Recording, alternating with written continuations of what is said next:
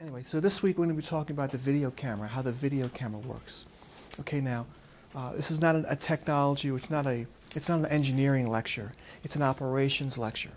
Okay, so you're not being asked to take the camera apart or do anything like that, but you need to understand the signal flow inside the camera, how the camera turns analog light into a digital signal. That's all what we're doing here. So we're going to look at the parts of the camera and break them down and what do those parts do. Okay, so right now we have, okay, the video camera.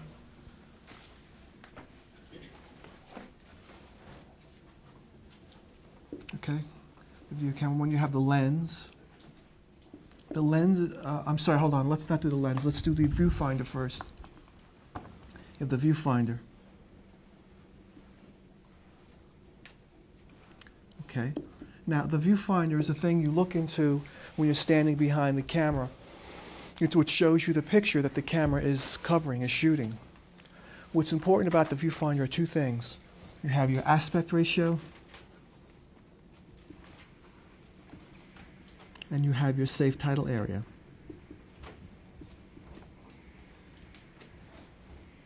And they're very, very closely related.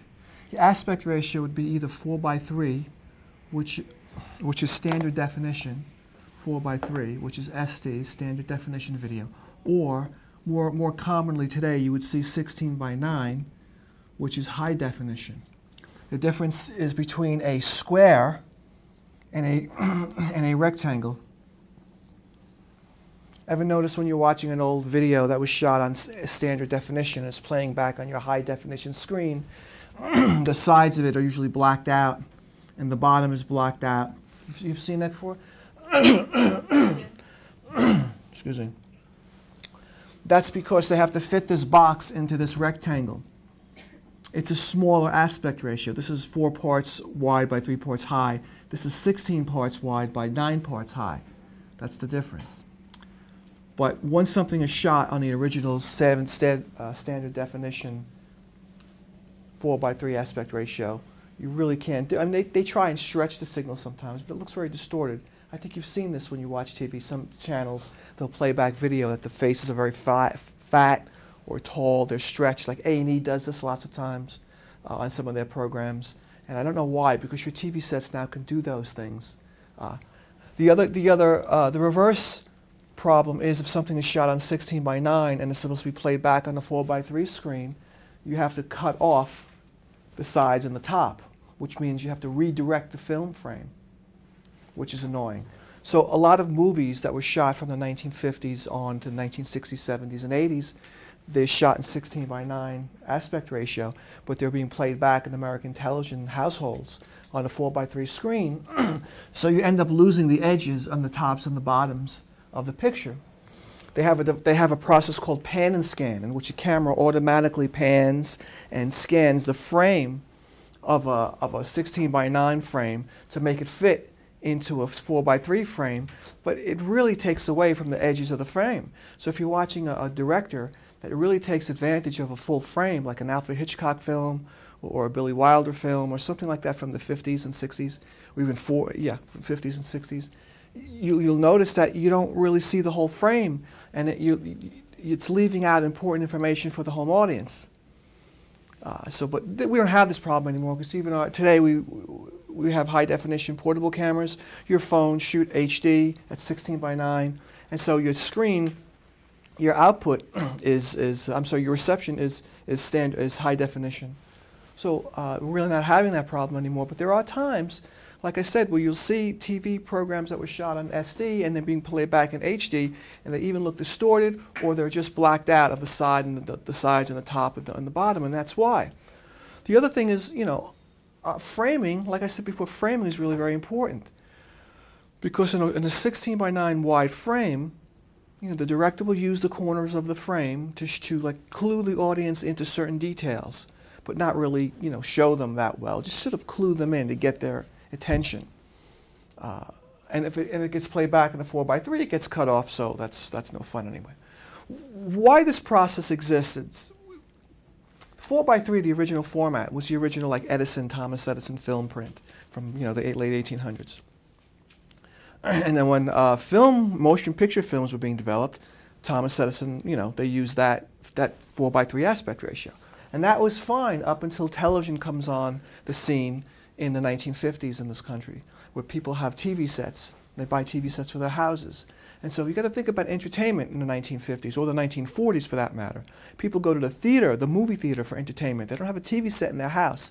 I know it's hard to believe, but no TV set. It's either radio, you played an instrument, you read a newspaper or a book, and that was your household entertainment. You played games in the house, charades and board games and things like that. But that was really it. No sit in front of the television and, you know. It's hard to put yourself in that mindset. So when television comes on the scene in the 1950s, it's a 4:3 aspect ratio. Beautiful. People stop going to the theater now. You know, not as much as they did in the past. And so, because they sit at home. You know how nice it is to sit at home and watch a movie. Watch a movie, right? You mean the bathroom's right there, and the refrigerator's right there, and you could wear your pajamas, and you know, you can make popcorn, whatever you want to do. It's very comfortable. So less people were going to the movies in the 1950s, until the motion picture industry came out with the 16:9 format to try to get people out of their houses and come back to the movie theaters. That's why this was developed. That's a CinemaScope, Cinerama, you know, all those, you know, grandiose, like widescreen projection, you know, formats were developed to get people back to the movie theaters. I'll close the door a little bit. And so this this works out fine until the 1990s, when now we have high definition TV sets in our house. Not as much, but it's coming out in the 1990s. Today, I think everybody has a flat panel widescreen, right, in their home, right? Just about, yeah. It's standard. It's state of the art. And what's happening is the movie theaters and motion picture companies are trying to get people to come back to the movie theater again, because people are not going to the movies as much as they used to, because, you know, they have a nice setup, entertainment area in their homes.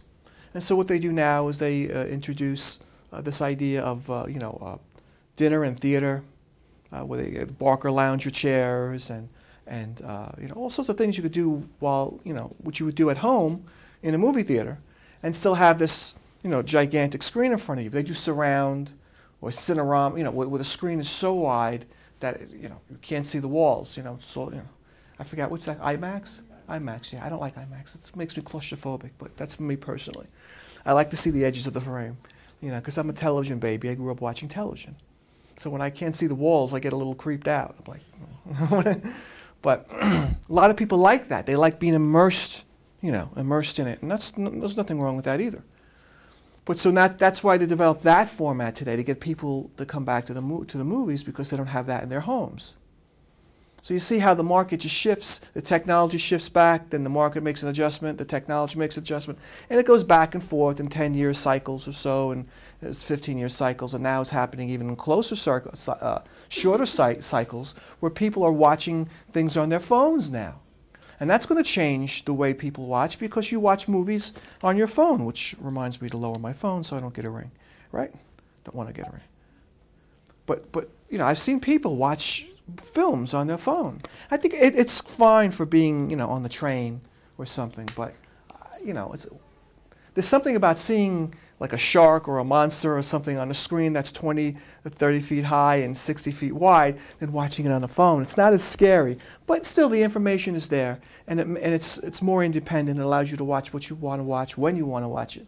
So the broadband capability is really catering to the individual, which is really quite nice. But getting back now that I've done that, aspect ratio, you kind of understand the difference. The save title area, you will kind of understand this too, because when you write on the screen, you have to write at least an inch from the bottom and an inch from the sides. In other words, when you have a picture of somebody, you want to put her name below her face or her, you know, her frame, you can't just sit it at the very bottom of the frame. You have to keep it about an inch from the bottom of the frame and an inch from the left side of the frame, because as the signal gets transmitted, you lose a lot of the edges of the signal, okay? And then you end up cutting off some of the letters or the words, and it doesn't look right. And that's what the save title area is. And there's something else called essential area, which is related to this as well. It just means the main area, however you want to do it. However you want to do it. Whatever you're framing, it's in the main area. Don't push the picture all the way off to the side, because you don't know for sure excuse me, you don't know for sure how much of it's going to be seen by the home audience, because as that signal gets transmitted, as it goes through the cables, as it goes through the airwaves, it loses its edges. Okay? So here's what we have. We have an aspect ratio, 4:3 or 16:9. We have a safe tidal area, which means everything within this frame. And then we have the essential area, which is even more so. The essential area deals with video, and safe tidal deals with text. That's why it's titles, right? That would be text when you're writing. That's safe tidal area. Essential area is dealing with the visual image. Okay? So that's when you're looking at a viewfinder now, you go, okay, this viewfinder is showing me the whole frame that the home audience is going to see. There's usually a boxed off area in the viewfinder. There may be a crosshairs in the middle. There might be a little like box like that. And beyond the box, the picture still exists out here in the viewfinder, but you're not too sure if that's going to be transmitted. So you want to keep most of your picture in the essential area, which is within that frame. Number two, now we have the lens. The lens gathers light. That's it, gathers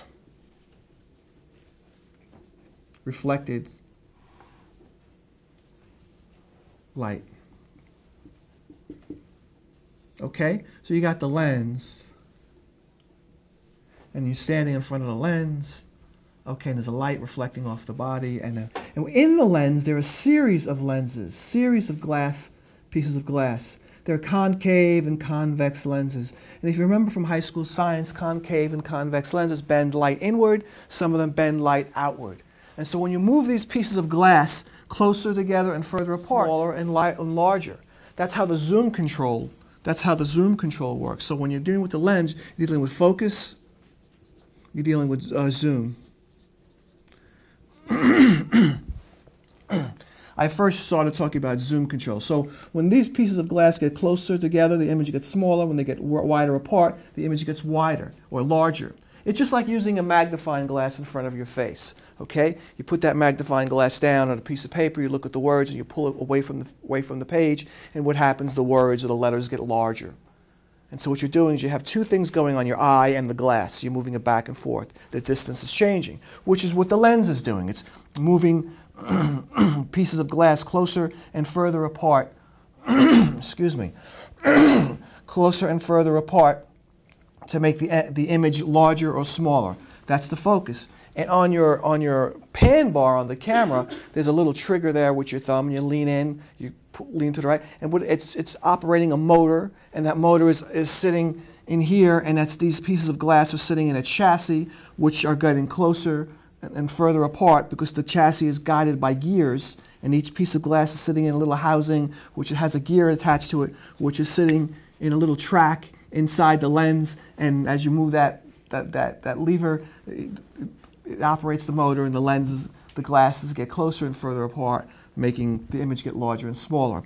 The focus is exactly the same thing, only the focus is moving very small movement of one or two pieces of glass, one or two pieces of lenses. Okay? But the focus on the other side of the camera has that focus knob, and what it's doing is it's just doing a very, very slight movement, a slight adjustment of one or two pieces of glass within the lens housing, which will allow something to get very clear or very blurry. So they're both doing essentially the same thing. They're moving the glass back and forth within the lens. So the lens, which gathers reflective light, okay, off of an object, is a series of lenses within the housing, and they move closer and further apart to make the image larger or smaller or clear or blurry. And that's all a lens is. There are certain types of lenses, wide-angle lenses, close-up lenses, and things like that specialize in a certain framing, but basically that's what a lens is doing. Next we have the prism, internal optical system, iris first. The iris on the camera. The iris on the camera is right past the lens. Let's say the camera's like that. We have the iris over here, then we have the camera itself. Okay? The iris works like the pupil on the human eye. Allows light in. Okay? Which allows light in. In other words, The pupil on your eye, it allows light into the retina. So in a brightly lit room, the pupil on your eye closes, right? Because the retina doesn't need that much light for the brain to process the image in spacing and depth. And in a darkly lit room, the pupil on your eye dilates. It opens really wide because there's not a lot of light, so the pupil is trying to gather any reflected light in the room. Ever notice when you go to a movie theater and it's really dark at first, you can't really see where you're going, and then after 5 minutes you could see fine in the dark room because your pupil is adjusting to the brightness of the room or the dimness in the room. Well, that's what the iris is doing. It's seated right here. It's seated right here, okay, and it's allowing amounts of light into the camera, into the internal optical system. And there are two settings. There's an automatic iris and there's a manual iris. The automatic iris is modeled after our own eyes. In other words, it's sensitive to light. As more light enters the camera, the iris closes. As less light enters the camera, the iris opens up, allowing more light into the camera. Then there's the manual adjustment. And the manual adjustment I liken to, if you've ever been to the eye doctor and they dilate your eyes, you ever have that happen to some of you guys that wear glasses? That's horrible, isn't it? It lasts 7 hours for me. In other words, if you haven't done this before, what they do is the eye doctor has to look at your retina. But in order to look at your retina, he has to shine a light in your eye. But when he shines a light in your eye, what does your pupil do? It closes because there's light. But he has to disable that by numbing the pupil. Okay? In other words, he's switching your eye on manual iris. And so your pupil's now dilated wide open. He shines or she shines a light of it. Now the doctor can see through your pupil all the way to the back of your eye to see if there's any condition happening. So it's the same thing like an eye doctor. So the manual iris is a switch on the camera, goes to manual iris, and what it does is it allows you to control the iris on the front of the camera like you would control the focus. Right past the focus dial, there's an iris control, and you could force the iris open or force the iris closed. Now, why would you want to do something like that? Let's say you have a dark-skinned person wearing very bright clothes, okay? The iris, the pupil, the iris on the camera is going to close because the bright clothes are going to reflect a lot of light back into the camera, causing the iris to close down. But the dark skin on the person's face is going to appear even darker, and then you're not going to pick up the texture on their skin. You're only going to see their eyes and their teeth. You know what I'm talking about. Okay, so reverse is true as well. If you've got a light-skinned person wearing really, really dark clothes, what's going to happen is the reverse. The camera is going to either focus on the light skin or the dark clothes. So you have to put the camera iris in manual and then adjust it so it reflects the light back from the area you want it reflecting back from. So if you're interviewing a dark-skinned person and you don't see the texture on your skin, that's not polite. It doesn't say correctly to the home audience. What are you trying to hide? It's not right. Makes the person look shady in the darkness. And so what you do is you do a closer shot and you force the iris open so you can see the texture on their skin. And then because it's a tighter frame, you don't get a lot of reflection of the white light close. But you wouldn't be able to do that if you didn't have the manual iris setting. Okay? Let's say you're shooting something outside and there's some sun reflection off of a car window over there. You're able to adjust the iris and lower the iris so it doesn't reflect so much light back to the camera. Because remember, when it does that, it closes down the iris prematurely. So you want to be able to select focus and select framing on certain objects, and so the audience could see that without anything else in the frame causing the camera to either open or close prematurely. And that's why you have a manual iris. That's why you have a manual iris, okay? So the iris works like the pupil on the human eye. It has a manual setting and an automatic setting. Okay? Most of the time it's an automatic, it's fine. In our studios, I keep the iris on automatic setting because I can adjust the lights. Or it's a laboratory. I could adjust anything that's causing problems on the set. There's white paper on the table, or something that's jewelry that's causing reflection. I could fix that too. But when you're out on location, you don't have that latitude. Then you have to learn how to ride iris. It's called riding the iris. Okay. So the next thing, part 4, is internal optical system, which is a big word for something that's really not that difficult at all. Internal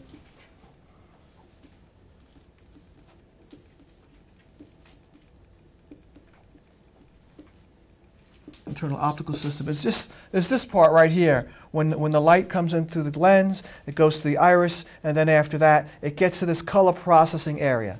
It's the color processing area.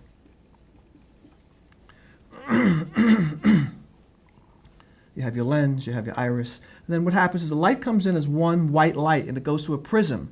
And what happens when you shine a light through a prism? The prism breaks up the light into its separate elements, separate colors. So on the other side of the prism, you have your red, your green, and your blue light coming out. And you have color corrective mirrors which angle that light into its color processing area, pickup tubes or computer chips. That would be a red light, that would process green light, and this one processes blue light. So in other words, only light that's coming into this computer chip is blue light. And the light coming into this computer chip is green light. The light coming into this computer chip is red light. Before computer chips, they used pickup tubes. And pickup tubes were a real problem. Pickup tubes, you shoot a light source and it would burn out the tube very quickly. And it would cost thousands of dollars to replace that tube. But now, today, we have computer chips, and they don't damage the computer chips if you shoot a light source, like shooting a sunset or shooting a candle burning. Okay? So if you were to look at the image off the red computer chip, you would see the image, the whole image, in shades of red. If you look at the same image off the green chip, you would see the whole image in shades of green. If you look at the image off of the blue computer chip, you would see that whole image in shades of green. You say, why is this all different colors? Because the camera has to separate all the colors in order to transmit. So what it does, it separates these colors, and it transmits those colors. And then when it gets back to your TV set, it mixes it up with the white scale. Excuse me, well, the white scale is here, the gray scale it's called, which is 0 black. Today it's 0% black, up to 100% white. In standard definition, it used to be 7.5 black to 100% white, even 90% white. But now in HD, it's 0 to black, complete darkness to brightness. And so on your TV set, let's look at your TV set, part 5, and see how this gets put back together. You got your part 5, you got your TV set. Is a device which has lines of resolution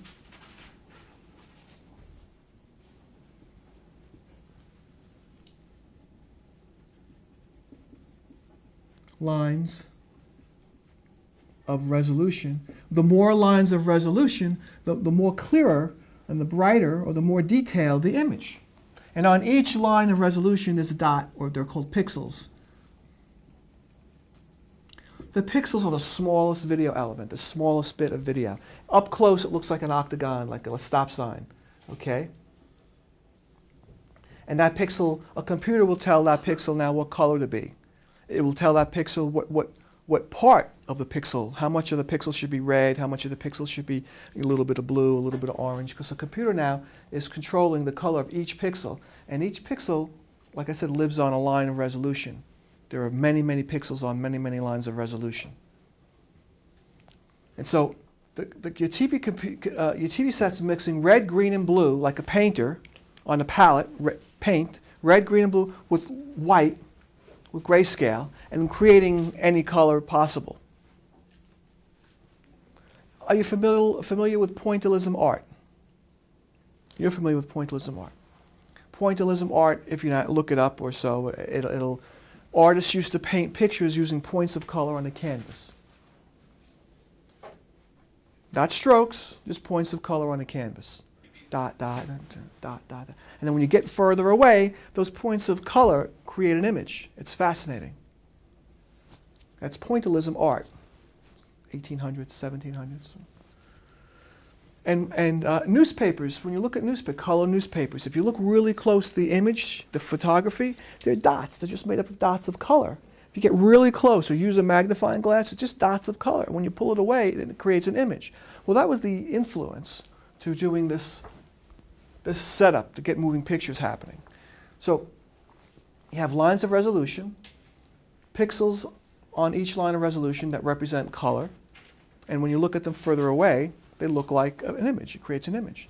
Now the resolution today, US SD is 525i. Okay, 525i.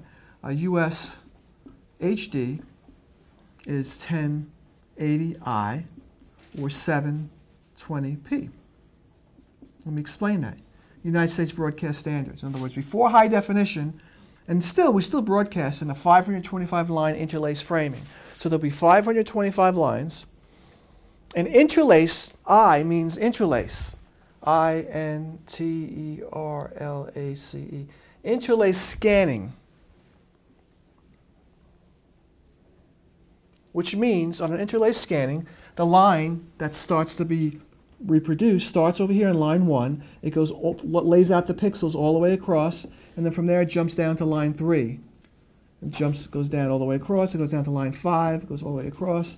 Line 7 goes all the way across till it gets up to 525, and then there's a diagonal shoot across and starts out at line 2. Now this happens 60 times a second, so your eyes cannot see this. It happens so fast your eye cannot see this. But that's an interlace scanning. So standard definition 525i. So at one point in time, you're really not seeing 525 lines of information. You're seeing half of that at one interval. Step forward or fast forward to high definition, we have now 1080i, which is the same thing, just more lines of resolution, 1080 lines of resolution, but it's an interlace fashion, interlace, odd, I call it odd even is a good way to remember it, odd, even lines. That's an easy way to remember it, interlace, odd even lines. So it goes 1, 3, 5, when it gets all the way down to 1079, it shoots back up to the top and starts on line 2. And it fills in all the even number lines till it gets down to 1080, and from 1080 it comes back to the top again and starts at 1, building all those lines one at a time. Again, this happens 60 times a second, so you can't see this happening. The highest resolution we have right now is 720. No, scratch that. The other system we have is 720p, which is 720 progressive scan. 720 progressive scan means it starts at line 1, and once it finishes line 1, it jumps down to line 2, and it fills in line 2. Once it fills line 2, it jumps down to line 3, so on and so forth, until it gets down to 720. When it gets down to 720, it shoots up back to the top again, the line that's building all these pixels, and it starts on line 1 again. So that's a 720 progressive scan. So one interval, you're seeing 720 lines at one shot compared to half of 1080, which is 540. So technically, which is a better resolution? 720p, right? Technically. You really can't see the difference. It's really hard to see the difference, unless you see them side by side. What's a game changer is this one, 1080p. 1080 progressive scan. That's 1080 interlace, 1080 progressive scan. Now some of your game boxes, your Wii Entertainment and Sony box, you know, the game stuff, that's very high resolution. And that's why it looks so cool if you have a high resolution TV monitor. So if you're at Best Buy or wherever you're going and you're buying a TV set at you know, Circuit City or wherever you would buy something online, and you're looking at the resolution of the TV screen, you know, a 1080p resolution is going to cost you much more money than a 1080i or a 720p progressive. 1080i and 720p progressive are usually TV sets do both, like mine at home does both. They're manufactured that way. That's pretty much standard, because some people broadcast this way and some people broadcast this way. But nobody broadcasts this way yet. This is really only for gaming, your computer monitors and things like that. But they sell 1080p monitors. They cost a little bit more money, but you will see a difference between a 1080p and a 1080i, or a 1080p or a 720p. You will see, if you see them side by side, you'll see a difference in color, a difference in brightness, a difference in detail. Good. When things are filmed in 4K, what is that? 4K, okay, that's a good question. 4K is just that. It's 4,000 lines. It's 4,000. I'm sorry, the other way. It's 20. It's four. I'm confused now. You got me confused. It's 4 by 20,000. It's 4,000 lines of. It's that much more space on an image with a 4K. If you look at the size of a screen, and SD would take up that much, and HD would take up that much, and this with 4K would take up this much. It's so much more information. It's so much more. You see, you're doing 1080 lines. In 4K, you're doing 4,000, roughly 4,000. It's like 3,900. So they call it 4K. But it's so much lines, and that's where we are right now. We're at this forefront of 4K. But few things are shot now on 4K. I mean, more and more are being shot on 4K. You could see it on your high definition screen when something's shot on 4K. It's pretty amazing. Like I was watching Black Sails. Anybody see that program on? I'm watching that and all the ocean shots, and you could tell it's 4K. It's the biggest and most detailed. You know, you could see it's much more clearer than your regular high definition screen, because there's that much more pixels of information on twice as many lines of information. And 4K isn't the end.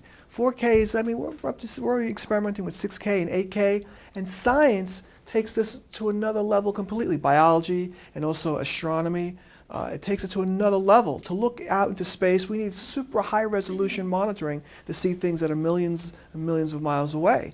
There's 8K, they're working on 12K, they're working on, the image is so clear. But you can't really mainstream that to build TV sets so it goes into everyone's houses. The TV sets would cost, $10,000, $12,000 each. No one's going to buy that. Right now, TV sets are $400, $300, depending on the size. That's within the consumer market range. Right, Lainey? Right. That's within the consumer market range, okay?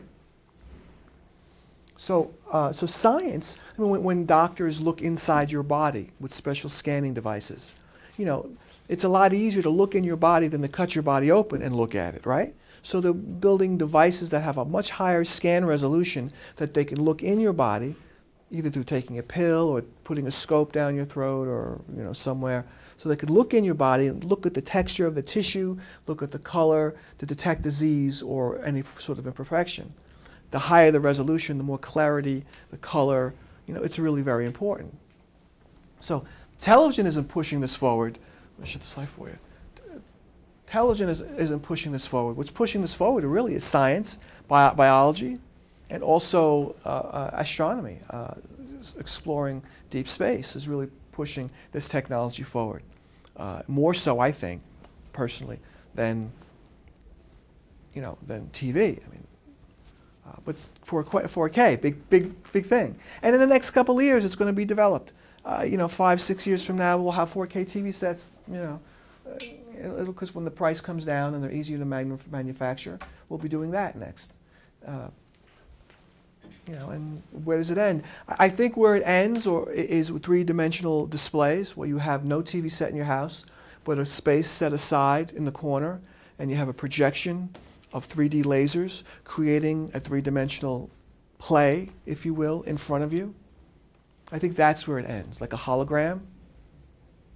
I mean, that's technically possible now. They've done that before. The problem is you could hear the laser burning the air, so it makes all this crackling noises, so you really can't hear. But once they lick that problem, and I think, they're probably on the way of doing that, that you could reproduce any image that was on a film in a three-dimensional form. Just think, you could see like Marilyn Monroe standing right before you, or someone that's dead a long time that was a big screen icon. Or you could see, Michael Jackson could moonwalk right before you're a guy, right in front of you, But it's transparent, but it's three-dimensional. I mean, think about that. But that I think is the forefront, is the next step in the next probably 10 to 15 years when we see something like that happening, where you could have three-dimensional. Think how it's going to change the decorum of your house, of your living room. You no longer have a square, a square box on the wall, Remember before we had the flat panel screens on the wall, we had big wall units with big square boxes in the wall unit, right? That that changed the way you decorated your living room. Then that went away because of the flat panel TV screens. Once that goes away, then you're going to need a space in your living room or somewhere, a performance room maybe, where you could go there and sit and watch, a three-dimensional display of your favorite program. The Honeymooners from 1960s, something that's old or an old film, but being displayed before you in three-dimensional form. Okay. You ever been to a hologram museum? You been to the hologram museum? I don't know what that It's is. three-dimensional light But like, there's a museum back where I live, and they have like a show. of hologram. Yeah, okay, good. Okay, so it's basically, if you haven't, there's one in Manhattan. It's really cool, and they use images, and they create a three-dimensional image floating in space, floating in air, and it's three-dimensional. And but you can put your hand right through it. It's just light and color and everything. And it's not as advanced as creating this with lasers now. What I'm talking about, this three-dimensional technology, which is coming up in the next frontier. That's going to be the next biggest thing, because the color is going to be very fine, the edging is going to be very fine, sound should be really very good, and it should be like almost like someone standing right in front of you. You know, so that's the next frontier on monitoring and imagery. So what's happening here, getting back to this, is your TV is compositing. It's putting these colors back together, mixing it with brightness, with white, to create any color it needs to create, and enter it on a pixel of each line.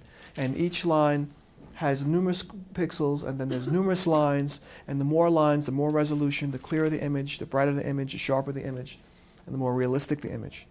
And that's what we're going now. And you asked the question about 4K, and that's going to be even bigger and brighter. And like I said, sometimes you can see some pictures on TV, even though you're watching a high-definition screen, they're clearly brighter and clearer and sharper than your other high-definition stuff, and that's 4K. And I remembered Black Sails because I watched the show Black Sails on Sunday night because of the oceanography stuff that goes on in it. It's about pirates, whatever. But the shots on the water, you could see the water, you could see the texture in the water. It's nothing like nothing before. It's so clear, and I know it's 4K. The other way of doing it is just look up and see what's shot in 4K. A lot of things, a lot of films now are being shot in 4K, even though, you know, they're not being released in 4K. The movie theaters are 4K. If you go to a movie theater, that's another thing they do to keep you coming back to the movie theater. How does that big screen look really so clear and crisp and colorful? Because that's 4K. It's not high definition. Your high definition works fine at home when you're like 10 feet away. But on a big screen that's, you know, 20, 30, 40 feet away, and, you know, towering 20 feet high and 30 feet across, you know, 4K works even better. And like I said, that's not the end. It'll go even further and further and further. I would imagine these presentation areas, three-dimensional displays, would happen in movie theaters first before they happen in your home. But who knows? You know, it's in our lifetime. It's not like, you know, 30 years out. It's 10, 15 years out, maybe even less than that. The technology is there. Like I said, there's some issues, and then once you get the technology under control, then you have to price the technology so people can buy it. You know, what's the point if people can't buy it and they can't fuel it so it grows? So, the first high-definition flat panel screens were thousands of dollars. No one bought them. I mean, people did, but you know, we're talking about people that were hobbyists or aficionados, not people, not every day. Now everybody has a flat panel screen in their house because it's cost-effective. You can do it. Okay. So, last thing I wanted to talk about was of the vector scope. We'll do this part 6. Part 6, the vector scope. Sorry, I made a boo-boo. The vector scope. The vector scope is on the rack. It's next to the waveform monitor, which I talked about the other day. The vector scope is a round device like this. It's a screen, and it's got little lines in it, and those lines, they form little dots in these little boxes, and these little boxes represent the color bars. You know the color bars on the picture screen? The color bar, well, I'll be teaching you that today in the lab, but you know, white, yellow, cyan, green, magenta, blue, you know, black, you know, red. When the color bars are being displayed on the screen, on the video screen, this vector scope pattern shows up on the scope, on the monitoring area, and these dots are supposed to intersect in these little boxes. And when you get close to the scope, you'll see these little boxes are labeled blue, yellow, you know, cyan, magenta, green, you know, black, etc. They have dots, and the vector scope aligns the colors in these little dots. And if they don't fall into these little boxes, what happens is the camera is not producing proper color. And so the vector scope is only useful if you have color bars. Color bars are that.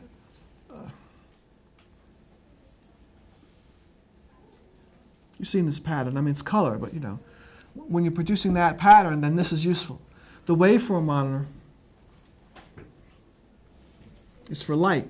That's the 100%. That's the 0. That's the minus 40. That's the sync level. That's the waveform monitor. This is for brightness. And this is for color. And this is for color, to measure color. Like I'll take you upstairs, I'll show you again, I'll show you the vectorscope.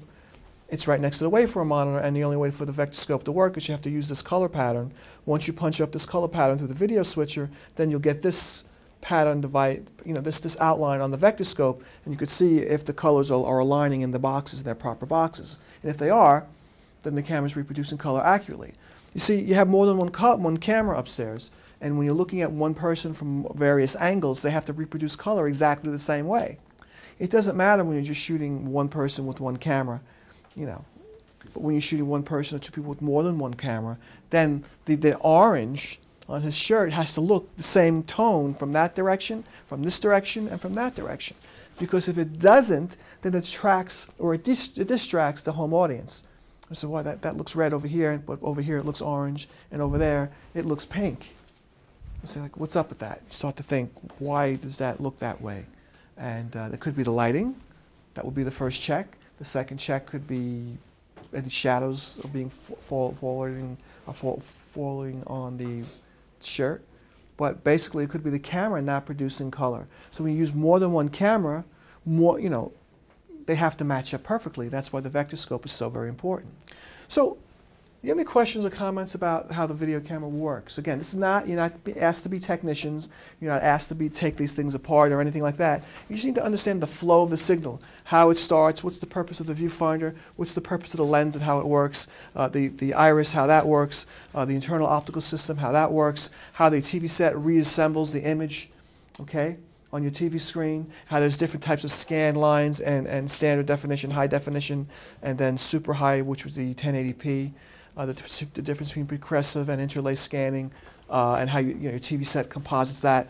4K was a very valid question. That's a nice future possibilities. What that means. That would be, like I said, a standard definition image. That would be a high definition image size compared to a 4K size image. And then you have your vectorscope, which measures color that the camera is producing, how much saturation each color has. Have any questions or comments about that? When do you use 4K? Is that in the movie theater or? Well, when you go to the film, the movie theaters today, they use 4K. You're watching a 4K image. Right. So you could see when you're sitting there, you go, wow, this image is really big and it's really very clear. Every look at the color, it's 4K. It's 20,000 by 4,000 images. You know, it's a lot of information. Okay. Your high definition TV set is either 720 progressive or 1080i or 1080 progressive. That's twice the size, twice the size. If you go onto your phone, I'll send you some links and some imagery.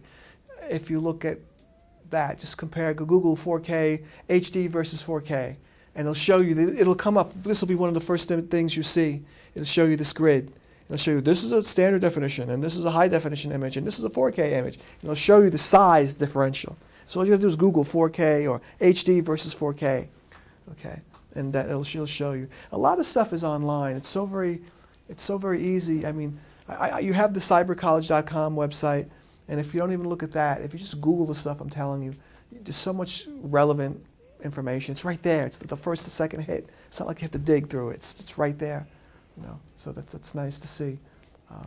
But you know, when I was in school, you know, you had to go to a library or you had to get special magazines to read. It was time-consuming, costly, and now it's free. And you know, you do it when you're on the train or in the bathroom or on the couch. It's just really very quickly. Till you got a question, look it up.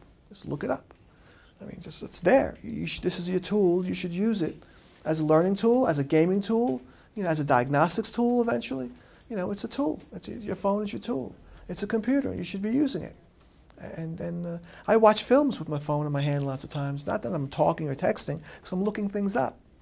I'm looking up actors, actresses. I'm looking up script. I'm looking up producers, directors. I'm looking at studios. You know, when things were shot, why they were shot.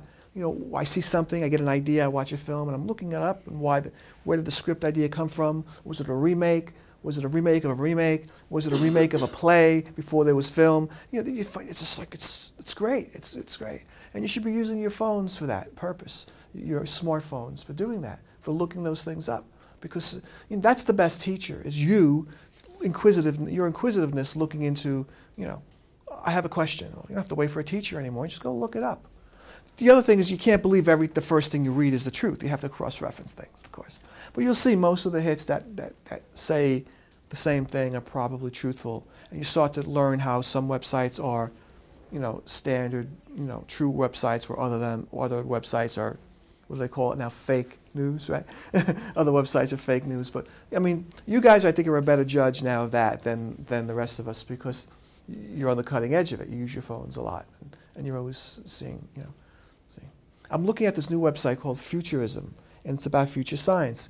But I'm trying to figure out if it's fake, or if it's exaggerated, or if it's truthful. I'm trying to see who's sponsoring it, and trying to see who's editing it, and because I like things like that. I'm always looking at futuristic magazines or futuristic science, and because this plays right into that.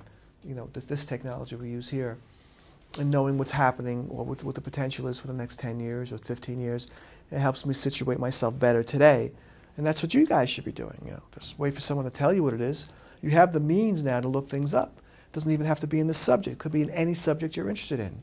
You have the means to look it up. Look it up.